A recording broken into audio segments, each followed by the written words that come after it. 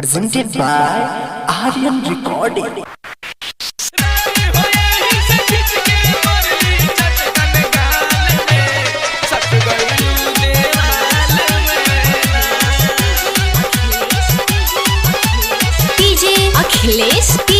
अखिलेश लोहान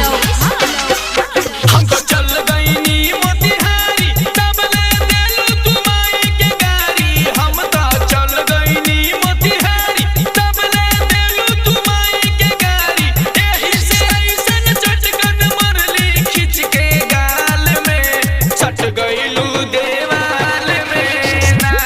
रानी हो एही से खिंच के मरली चटकन गाल में सट गईलू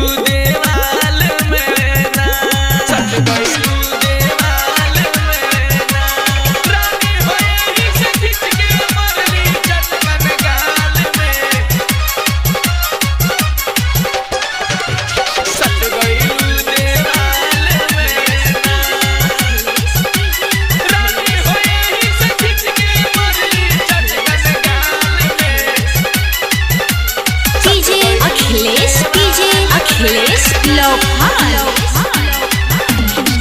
तोहर बनावल खाना हम नहीं खाई नहीं सुधरबू त साधु बने जाई ए सुना ना तोहर बनावल खाना हम नहीं खाई नहीं सुधरबू त साधु बने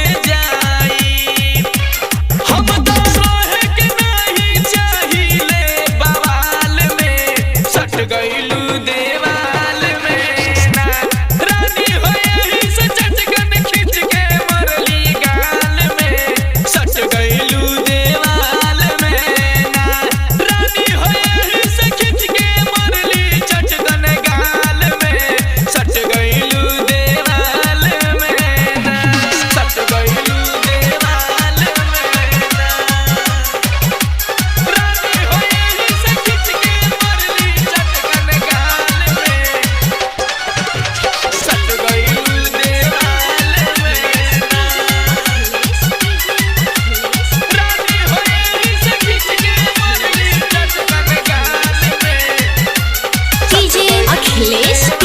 अखिलेश लोहान बाप महतारी तोहर देले बाटे धोखा तू हो त कर तारू सारा काम चोखा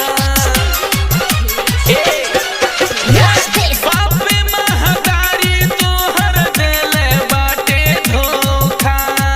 तू हो त कर तारू सारा काम चोखा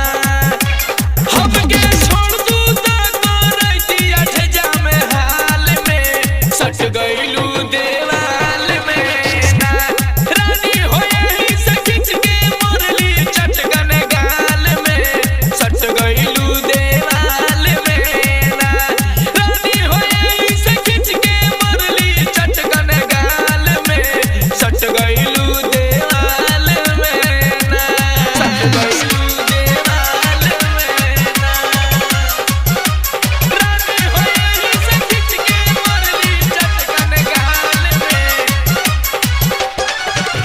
सट गईलू देवाल में ना रानी हो एही से खिंच के मरली चटकन गाल में अखिलेश लोहान लागता कि नैहर के बिगड़ल तोहर चाल बा पोटी पोटीदार के बढ़ावल तोहर गाल बा हमरा इहे लागता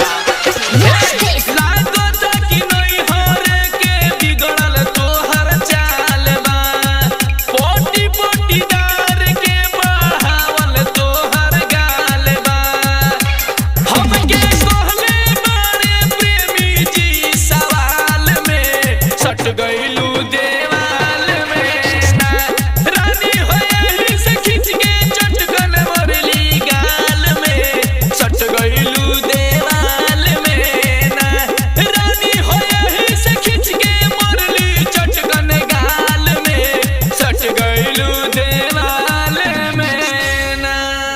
recording by Aryan Digital Recording Studio, Amwa Damar.